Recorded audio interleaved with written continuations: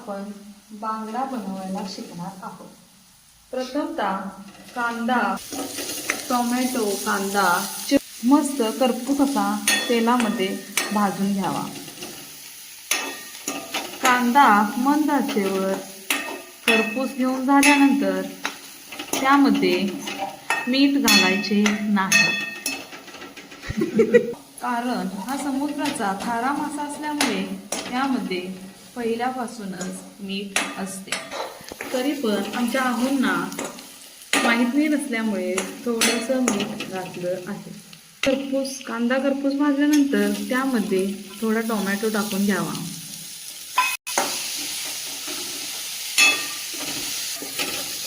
हा बांगडा मला खाऊ वाटत आहे म्हणून माझे मिस्टर बनवून देत आहेत।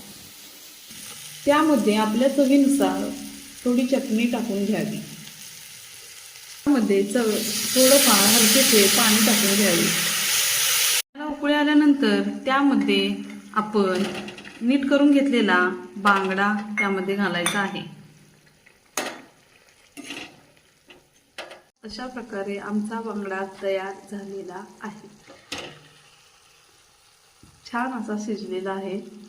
चला तर मग आता टेस्ट करूया।